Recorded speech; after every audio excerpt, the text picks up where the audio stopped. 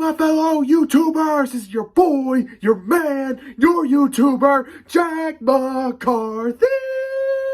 And today I'm back at you. Jack McCarthy's reactions are back for ya, baby! Woo! It feels good to be back. For starters, happy holidays. We are 5 days away from Christmas. Alright, today we're going to be reacting to 3 True Disturbing Christmas Horror Stories, Volume 2. Now, you may be thinking, is this Mr. Nightmare? No, it's just Chilling Scares. You can find their name down in the description below. Once again, that YouTube channel is Chilling Scares. So we're going to be reacting to their videos and hearing their terrifying stories. Alright, before we continue, make sure you click the like button, the subscribe button, and the little bell so you never, miss out on any updates or other videos such as this. Make sure you stay tuned for more videos like this, because I am back. Jack is back. Let's do it. Alright, let the reaction begin. Home movie, Christmas, Santa Claus. Chilling turn. Here we go. Ago now, I was fresh out of college, and I moved back into my parents' house for the free food and rent while I looked for a long-term job. My parents lived in a very rural area. They were a good 60 miles from the nearest city, but I, of course, didn't have any other option. Summer quickly turned to winter with no luck on a new job. I was getting sick of staying at my parents' all day long, so I took up a part-time job as a night security guard for a small construction site. It would only be temporary, just until I could find a job that's actually related to my field of study. Gotcha. The man who was in charge of the construction site was a family friend. His name was Rob. I didn't really see why he needed night security, seeing as we were in a very rural area where the crime rate is essentially non-existent. You never know. Part of me thinks he just offered the job out of pity. Either way, I took it. It didn't pay well, but like I said before, it got me out of the house. I remember it was Christmas Eve. I was scheduled to work a night shift leading into Christmas morning. All I ever really did for that job was sit in one of the construction trailers, just to keep watch on things, I guess. I'll be honest, I usually brought my DS and just played that all night. I didn't really have any set tasks I needed to get done or anything. Up until that point, the most that had ever happened was a family of deer walking around outside the window, or sometimes I'd see a set of animal tracks in the snow. It had been snowing pretty hard this night. A few inches had accumulated on the ground. Something I should mention is the nearest occupied house was a good mile down the road. The actual small road leading up to the construction site was all it ever led to. For someone to travel up this road meant that without a doubt they were there for the construction site. Yeah. In other words, there was nothing else up here, and therefore no other reason for someone to be here. All of this made what I then saw outside, I guess just downright disturbing is the best way I could describe it. I routinely glanced out the window and saw the imprint of a snow angel under a streetlight. If you don't know what a snow angel is, it's basically when you lie on your back in the snow and swing your arms and legs back and forth, leaving what looks like the outline of an angel. Oh boy. This is something that no animal could do. What's more is it looked like a fully grown adult had made the imprint. I went outside to get a better look. I looked around for tracks in the snow and saw a set of them that came straight from the nearby woods, not the road. They led to the snow angel, and then around the back of the construction trailer I was just in. I couldn't get over the fact that I never once heard or saw this person, or even that there was a person out here in the first place. We were in the middle of nowhere on Christmas Eve, now early Christmas morning, and it was well below freezing out while still snowing. My heart rate started picking up at the thought that I wasn't alone out here. All I wanted to do was leave, and so I got in my car and started driving off. Now, this next part I'm not particularly proud of. What? I realized that all the construction workers would see the snow angel when they returned back to work and assume that I did it. Looking back, that wasn't a big deal, but back then I worried they might make fun of me for it. I seriously started turning back around just so that I could kick up the snow around the snow angel to get rid of it. As the construction trailer came back into view, I noticed a figure standing at the front door. He was wearing all black with a ski mask on. He had his back to me with his hand on the doorknob. Luckily, I had locked the door, but it didn't even look like he was trying to open it. He just stood there, frozen, with his head down. I panicked and stepped on the gas to turn back around. On my way back home, I left Rob a voice message explaining what I had just seen. Rob Rob later said how he went out to the construction site as soon as he woke up and listened to my message. When he got there, there was nothing to see. Nothing was stolen, and what was left of the snow angel and footprints had been covered by more falling snow. Huh. Rob thought the guy was trying to rob the place, thinking no one would be there on Christmas Eve. And when he saw that I was there, he made a snow angel to try and scare me off. But what I don't understand is, then why didn't the guy rob the place when I left? I also just don't understand why his footprints came from the forest. It's possible it wasn't an attempted robbery, and rather some guy who wasn't right in the head just happened to stumble across the construction site.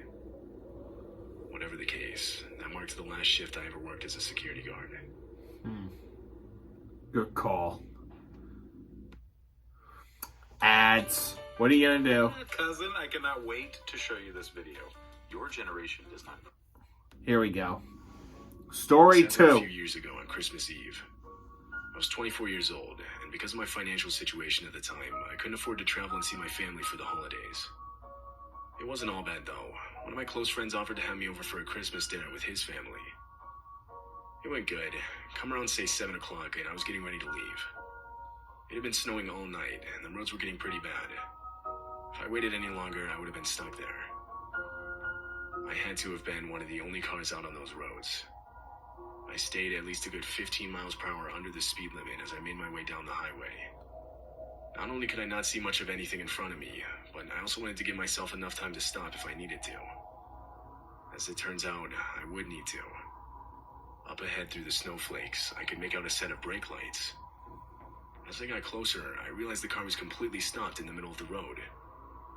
I honestly was just going to drive around it without giving it a second thought. But for whatever reason, traffic cones were placed next to the car, blocking me from doing so.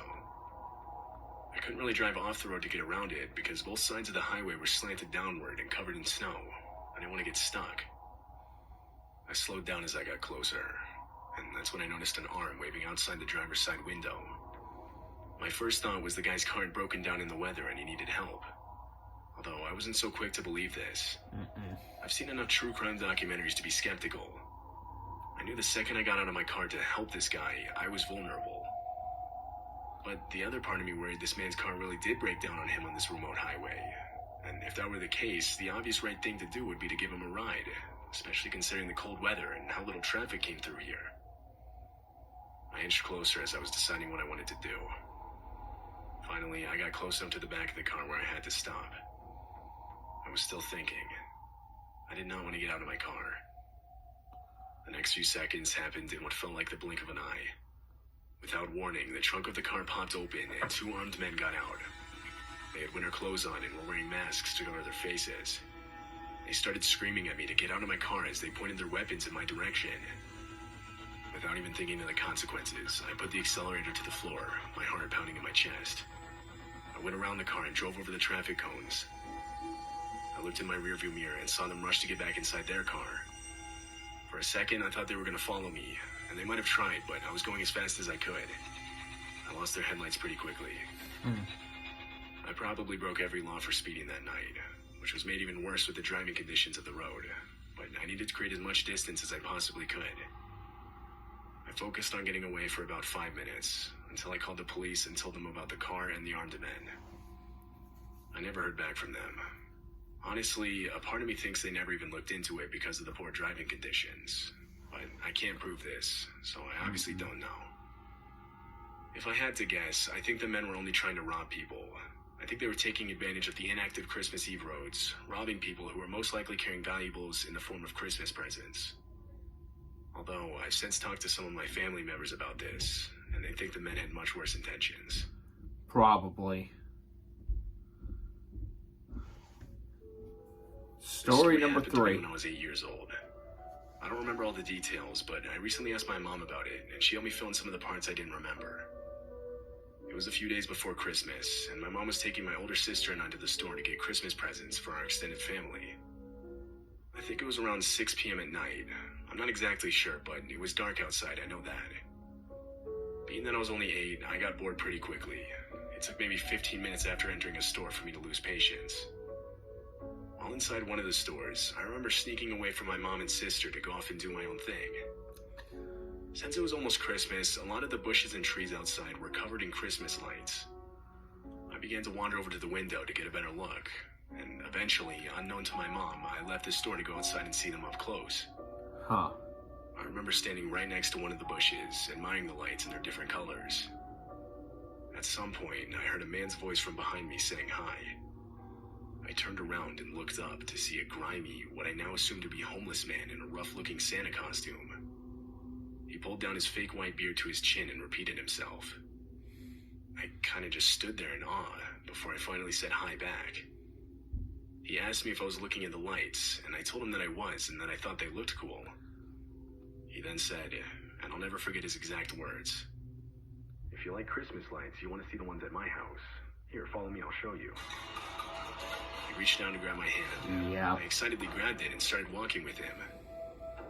We made it maybe 15 yards out from the front of the store, when the bell indicating the store door had opened chimed out, followed by a scream. It was my mom. I immediately felt the man's hand leave mine, and as I looked in his direction, I saw him full-on sprinting away from us without saying a single word. My mom ran over to me and practically dragged me back inside with tears forming in her eyes. It took me a few years to fully understand the danger I was in that night. Mm-hmm. My family still talks about it a lot. I don't like to, but every once in a while I think about it myself.